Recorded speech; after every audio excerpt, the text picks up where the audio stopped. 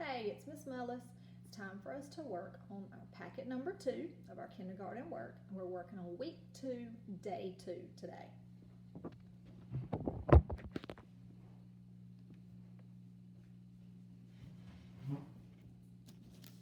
Okay, here we go. Packet number 2. We've done week number 1, and I forgot to check off day 1 when we did it. We've done day number 1 on week 2, so today we're working on week 2, day 2. We're going to start with math. We're comparing numbers, looking to see what is more, less, or the same. We have a smiley face that says true. That means something is right. And we have a frowny face that says false. That means something is wrong. So we're going to look at these boxes and we have to decide if what it says is true, if it's right, or if it is false, if it's wrong. So let's look at this first box. We have, let's count our cupcakes. 1, 2, 3, 4, 5, 6, 7, 8 cupcakes on this side. And I'm going to write that number so I don't forget. Then 1, 2, 3. 3 cupcakes on that side. Remember, your alligator mouth has to eat the side that has more. Is 8 more than 3? Is 8 greater than 3? Yes, it is. That is right. So I'm going to put a smiley face here. And that means it needs to go on my smiley face side of my chart. I'm going to draw it. If you're cutting and gluing, make sure you've done the other side of your paper first before you cut and glue. Or you can draw like I am. I'm going to draw cupcakes. I'm going to do the best I can. My cupcakes are not going to be as pretty as the ones on the paper, but that's okay. You can probably do better than me. I need 8 cupcakes on this side. There's 4, 5, 6, 7, 8 cupcakes. Then I need my alligator mouth, and then I need 3 cupcakes. 1, 2, 3. All right, so these 2 match, and this is right. It is true, so it goes on the smiley face side. Let's see. Let's do the one beside it with the ladybugs. Count the ladybugs. 1, 2, 3, 4, 5. We have 5 on this side. 1, 2, 3, 4. 4 on this side. Is the alligator mouth eating the side that has more? Is 4 more than 5? No, 4 is less than 5. So that alligator is going to be hungry. He's eating the wrong side. So this one is wrong. It is false. So it is sad. They put the wrong mark there. So it goes on our sad side, on our false side. So we need 5 little ladybugs. 1, 2, 3, 4, 5. And we got to put the alligator mouth the wrong way to show that it's wrong, that it's false. And then we need 4 ladybugs on this side.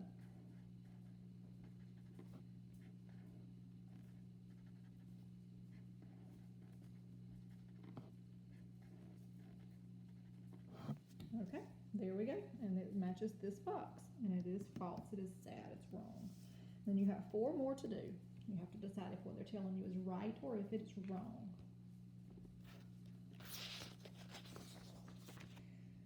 Hunting for shapes. We're looking for hexagons. Remember, hexagons have 6 sides. So you're going to have to count the sides on these shapes. Make sure they don't trick you. Some of the shapes might have 5. Some might have 8. So you don't want to color those. You're only coloring the ones that have 6. And if you need to remember, then you can write a 6 up here. 6 sides. 6 sides for our hexagons. Like, let's count this one. 1, 2, 3, 4, 5, 6, 7, 8.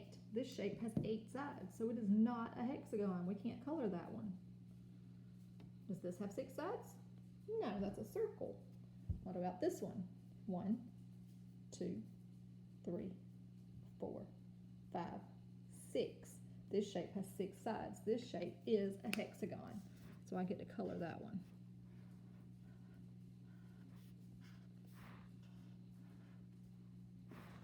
You can color it however you want to if you want to use different colors. But make sure you stay inside your lines, make it neat.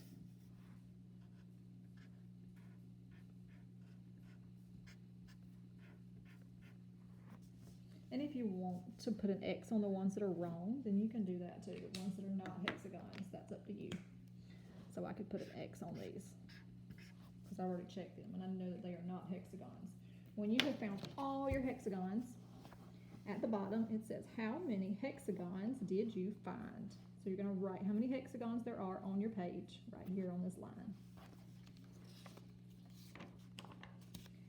All right, we've got to read some words and put them in A, B, C order. First, let's read them.